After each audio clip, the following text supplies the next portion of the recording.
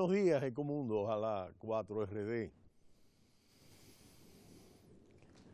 El mundo sigue atravesando por un periodo que algunos consideran convulso, otros consideran que se ha entrado en un punto de inflexión en una nueva coyuntura y que esto marca un nuevo ciclo donde opciones más conservadoras y aspectos y hechos relativos a acontecimientos que no ocurrían, sobre todo después de la caída del muro de Berlín, excepto la caída de las Torres Gemelas, es decir, ese momento culminante donde se destruye las Torres Gemelas, pero que posteriormente a ese clímax puntual, lo que hemos tenido después de la caída del muro de Berlín en 1989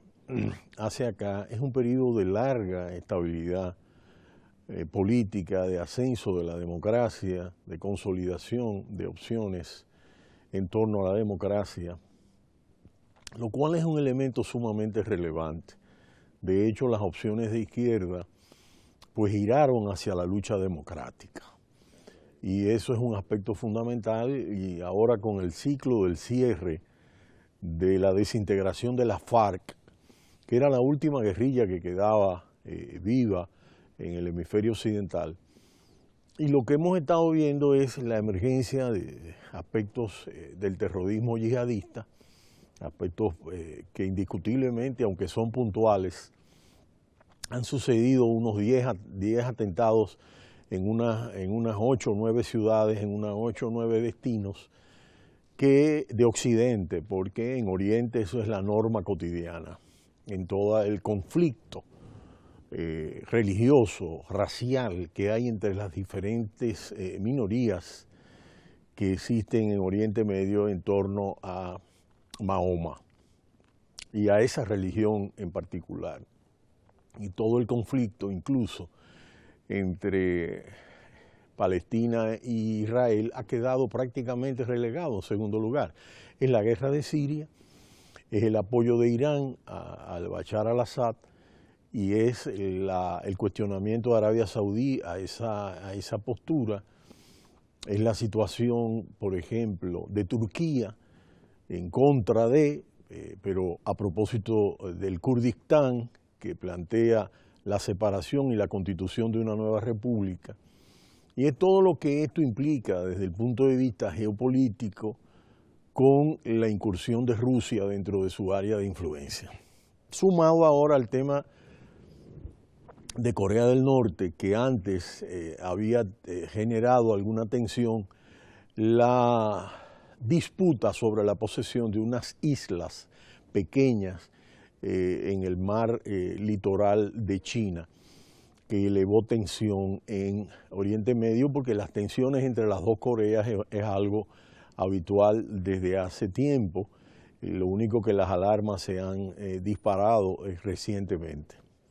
Por supuesto que esas tensiones geopolíticas habían tomado cuenta con el tema de la anexión en el caso de Ucrania, y las sanciones impuestas por la OTAN y por Estados Unidos a Rusia.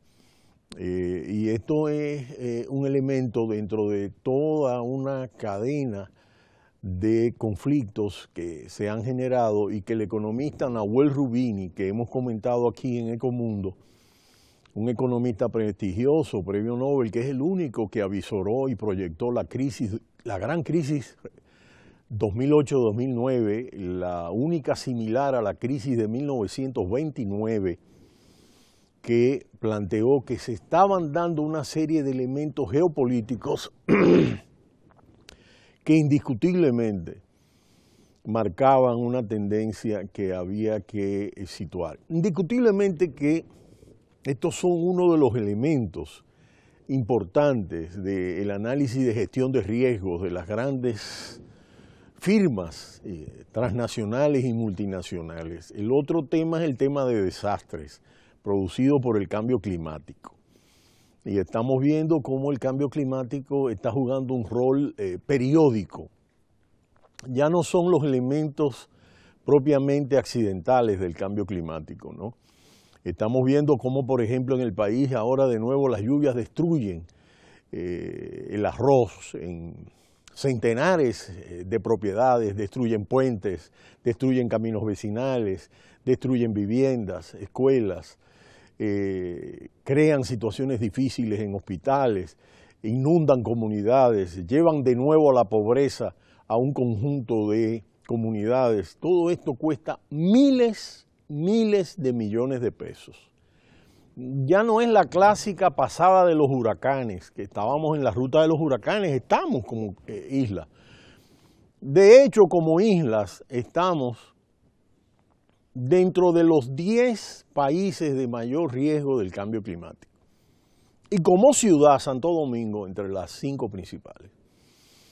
Pero ese es un fenómeno, lo vimos en Perú recientemente, las inundaciones. Ahí el niño y la niña tienen un impacto importante, unas inundaciones colosales, tremendas, extraordinarias, y lo hemos estado viendo en otras latitudes del mundo, donde el fenómeno del cambio climático es una realidad que llegó. Y es otro de los grandes riesgos que hoy se toman en cuenta para las empresas. Ya las empresas toman este factor como un factor importante, el riesgo del cambio climático, el riesgo del medio ambiente, además del riesgo político que ha vuelto a tomar una mayor relevancia. Por supuesto, esto depende de las regiones donde se está y esto, por supuesto, tiene implicaciones en la parte financiera, en la parte económica y todo lo relativo al riesgo político, al riesgo económico, al riesgo social. Definitivamente que el tema tiene que ver mucho con los ciclos económicos. La economía no se mueve de esta manera, como un avión que despega hacia arriba y sigue. No, la economía funciona en torno a ciclos económicos y esos ciclos económicos expresan justamente la actividad económica de prosperidad y en un momento dado de parálisis, de recesión y de depresión de la economía para luego ir a un auge. Aquí vemos en pantalla este gráfico ilustrativo del tema del ciclo económico y este ciclo económico está relacionado con el ciclo social porque cuando estamos en baja y la economía va hacia abajo, pues los movimientos sociales se activan porque el reparto a través del Estado del excedente pues se mengua. Y esto es relativo porque también influye en la política. Cuando ese ciclo económico cae, pues el ciclo político también se ve afectado.